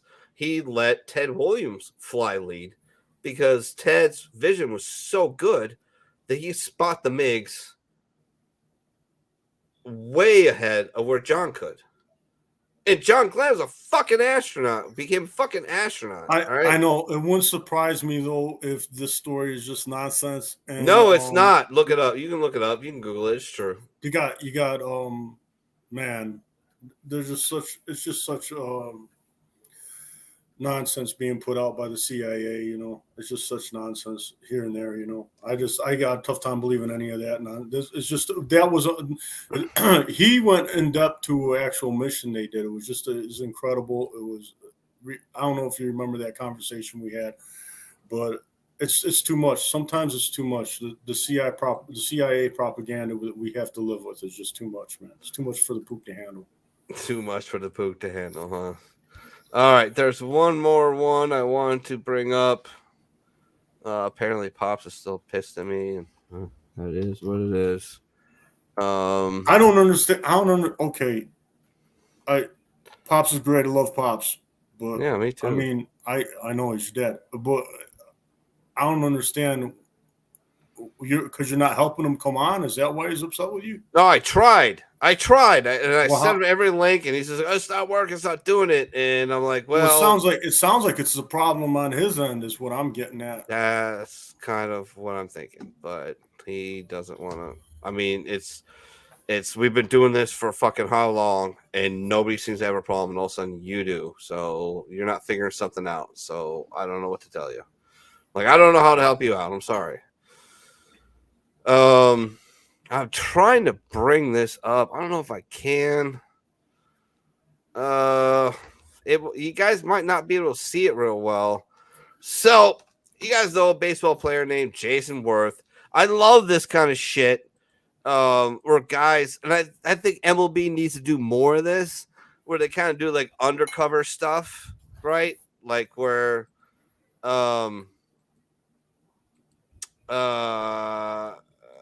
baseball players just show up in random fucking places and undercover it, like pretend they're not who they are. And this is one of them. This is Jason Worth showing up to a baseball game, a men's baseball game, old man's baseball game. And it's just launching a fucking home run, like stupid, like just ridiculous. I think that's just fun, man. You know, I think the MLB should do that more. Like, just guys undercover people and have them show up. Like Greg Mack shows up to pitch a batting practice or something like that. You know what I mean?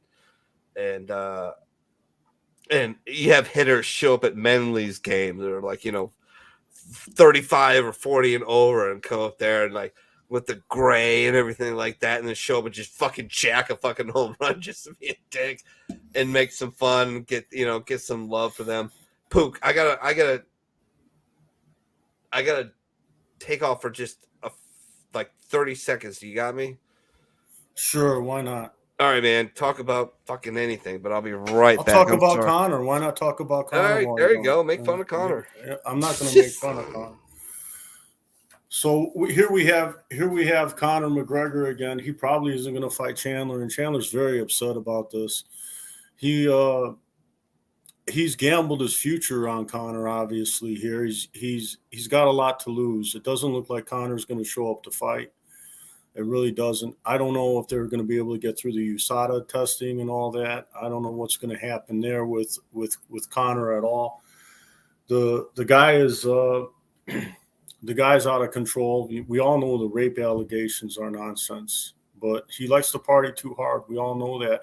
I was watching a little bit of that Ultimate Fighter. I actually caught a little bit of it, and I guess he's had like 5 fighters lose in a row. And I don't know if that has to do, because I haven't watched enough of the show. I don't know if that has to do with his coaching as much as it has to do with circumstance. But we know the guy likes to party. We know the guy probably isn't focused as he should be.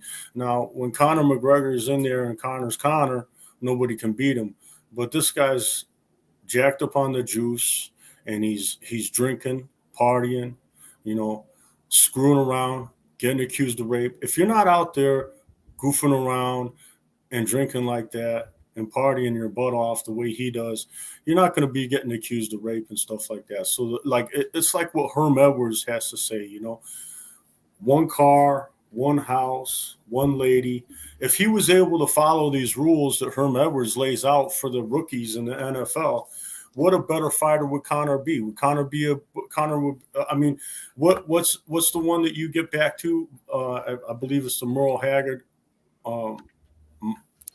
Marvin Hagler's quote, right? Is that Marvelous Marvin Hagler said, it's hard to get out of bed when you're wearing silk pajamas. It's hard to get out of bed at 5 a.m. to run when you're wearing silk pajamas. That's Conor. I mean, that's Conor in a nutshell right now. What I was saying when you were gone was Chandler's upset now because he doesn't think that fight's going to happen. He's gambled his future on it because he obviously didn't have to do the show.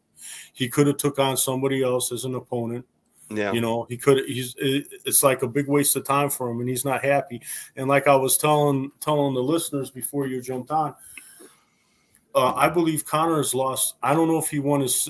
I don't know if he won his 6th fight or not, but he lost 5 fights to open up his coaching debut. Mm-hmm. And or he's actually coached one time before, I believe. But this next to open up his coaching this time. This appearance on the Ultimate Fire, he's had 5 in a row. He's had 5 losses in a row to Chandler's guys. 5 losses in a row. I don't know if he won the 6th one because I didn't finish the episode. So Kyle Lundy's being a dick. Go Bears. Go Bears, man. Go Bears. I agree. Fields is strong like bull. We got this. Not like Jordan Love. Jordan Love strong like bull. We'll see. Actually, I have no idea, Pook. But getting at what I'm saying, that no good low life and gangster Irishman. Yeah. Is he actually going to fight Chandler? You think he's going to fight Chandler? Do we? I mean, Chandler don't think so. Chandler's upset about it. Chandler's, like I said, and for good reason. Who the guy committed? Conor committed to fighting Chandler. And it's like there's people out there that say Conor's Conor. He can do whatever the fuck he wants, and they really believe that in their heart and their mind. But when you commit to something, I mean, like the sports church, you got to show up, baby. Yeah, you do. Even if you're mad at your son. Anyways, we got to do this real quick. We're gonna do the MLB All-Star starters. Catcher for the American League, Jonah Heim, Rangers. National League, Sean Murphy of the Braves. First base, Yandy Diaz of the Rays. Freddie Freeman of the Dodgers. Second base, Marcus Semien of the Rangers. For National League, Luis Arias of the Marlins, who's flirting with 400. And if he does it, God bless his cotton socks, because that'd be fucking awesome. Third base, Josh Young, Rangers. National League, Nolan Arenado, Cardinals. Shortstop, Corey Seager, the Rangers. Orlando Arcia, the Braves. Outfield, Aaron Judge, Yankees. Ronald Acuna Jr., Braves. Outfield, Mike Trout, Angels. Mookie Betts, Dodgers. Outfield, Randy Arozarena. National League, Corbin Carroll, the Diamondbacks. Designated hitter, Shohei Ohtani. And JD Martinez of the Dodgers. All right. MLB Home Run Derby. Who's going to be in it? My pick. Pook, you want to make a bet? Sure, I'll take the field. Go fuck yourself. How about just pick somebody? And if we both miss, no worries. Is Alfonso what's his face in this? I'm going to lay it down for you, and then you can make your pick after. Is that Alfonso guy in this? I don't know what Alfonso guy. Hold on. Let me run down the lineup. All right, let's do that. All right. Run it down. Julio Rodriguez of the Mariners, who is a Seattle Mariner. He is going to be, and this has happened a lot. This is my choice. He's entered the home run derby in his own home park. He's been jacking it this year. And, you got Vladimir Guerrero Jr. of the Blue Jays in his derby debut. So, I mean, he's a beast, but that would be one of my picks. Dude's got such a violent swing, and he's a bit of a chubber, so I think he's going to tire out real quick. You got Mookie Betts, probably one of the best athletes next to Ellie De La Cruz, missile from the Cincinnati Reds. But I really want to see Ellie in there, but apparently I think it would have been a really, really smart idea to put Ellie De La Cruz in the home run derby. But, MLB's retarded because they're running to do with a Michael Strahan gap in his mouth without the personality or an intelligence named Rob Manfred. So whatever. But Mookie Betts is in there. Randy Arozarena, who is a smaller guy, but man, he hits jacks. He does. He is a very spin and grin type of hitter when he hits home runs. If you know what that means, just Google or go to YouTube and look spin and grin Barry Bonds, and you'll understand what I'm saying. I think it's self-evident. Yeah. But you figure it out. And there's a few more guys that are getting in there, but I'm going to take the home run boy, man. I'm taking Julio Rodriguez, man. Taking Julio Rodriguez and win it all.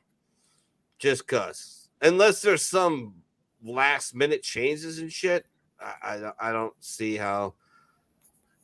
Because if you watch a lot of home run derbies, the hometown guy does win quite often. He does. So. And this is going to be in Seattle? Yeah, it's going to be in Seattle. So okay, if you're taking that guy, who are my choices? Who do I got left? Oh god damn it! I just closed the window, dude. Hold on. Oh, it's all right, man.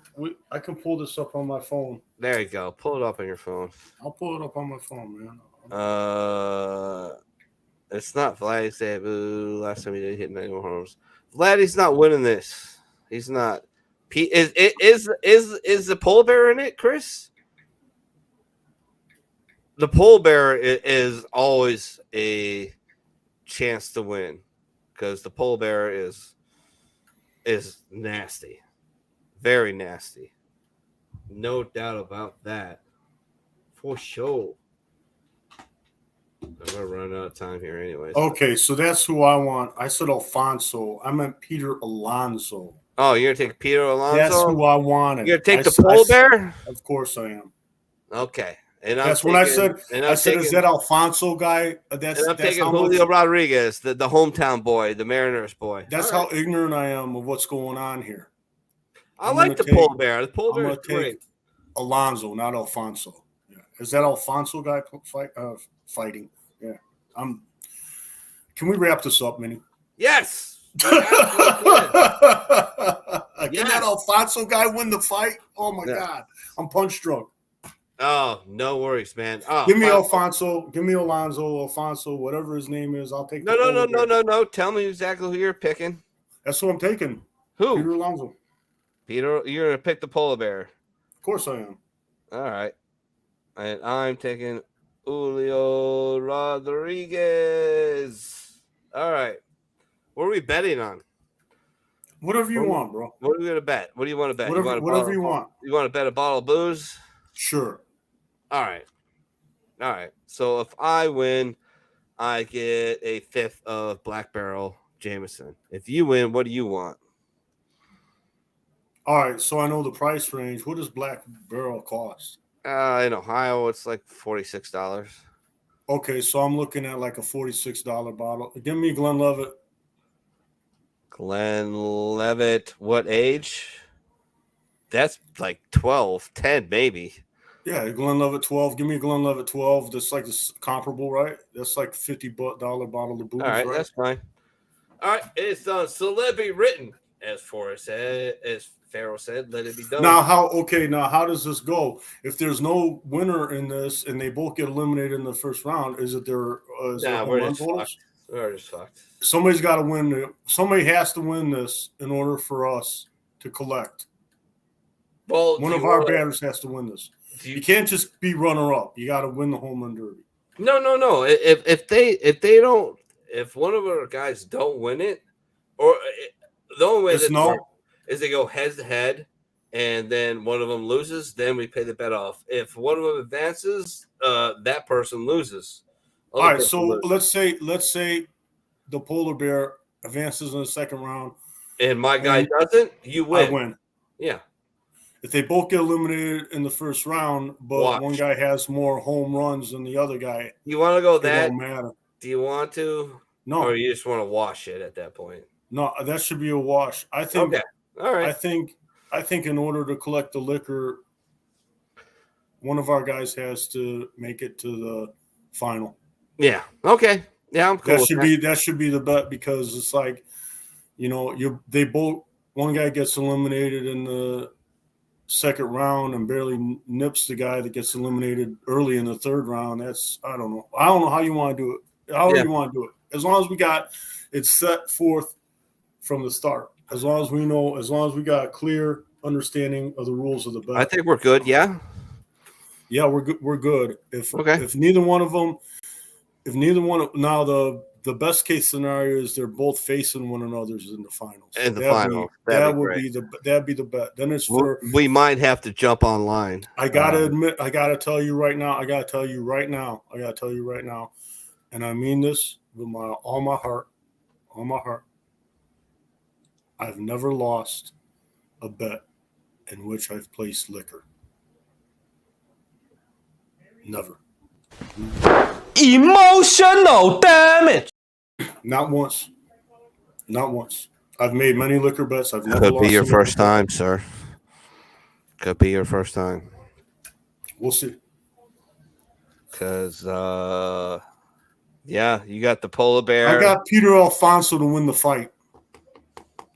The fight? The fight? That's what I was saying. As a Peter Alfonso, the fight. I wasn't. Wow. I haven't had any. I'm clean and sober. I had an espresso today. I had a Mountain Dew Zero. I have no marijuana or alcohol in my, or for that matter, SSIs, opiates. I have no substances besides caffeine in me right now. And here I am saying Peter Alfonso is going to win the fight. Okay. All right. He's going to win the fight. You mean the home run derby. Right. And I mean Alonso, not Alfonso. Right. That's what I'm saying. That's how far out lost in the sauce I am. All right. Maybe I need some booze on the line. Maybe I need some drugs and alcohol to keep me focused, I guess. I don't know. I don't know. All right. Yeah, let's kill this. Final thoughts, motherfucker. Let's go. All right. Come at me, bro. Yeah, I will. My final thoughts are: I just went and got my 9th jab. I got my ninth vaccination, my booster you? shot. Yeah. How I you went feeling? when How I- you feeling? How you feeling? Feeling I'm good? a little. Man. I don't know. I've been passing out. I hit my head one time. Oh, that's bad. I don't know. I think my VA doctor's saying I have onset of some mild myocarditis, and he advised me that the science that they're coming out with now is I shouldn't be taking all these shots. But I got to do what I have to do to save the planet, and that guy's obviously a Trump supporter, so I'm not going to listen to him. And that's my final thoughts. All right. Hey, remember that never take a permanent solution with temporary problem. Thank you all for tuning in. If you catch us late, please share us out. We're on Rumble. We're on YouTube. We're on Twitter. We're on Facebook. Get us out there. Go over to Rumble. Follow Vet Revolt Radio. Follow us. Give us thumbs up on our videos. Same thing with YouTube. Same thing with Twitter. Twitter's fun, man. I enjoy Twitter now. So get a Twitter account again, or restart your one, or start a new one, and get over there and find Veteran Revolt Radio, and love and retweet the show. Twitter's fun now. I enjoy it. Elon's done a good job, so it's very fun. Without further ado, my son is going to sign us out.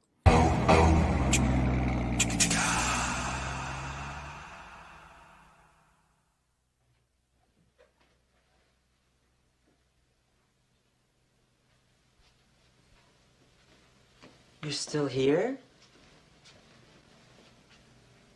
It's over. Go home. Go.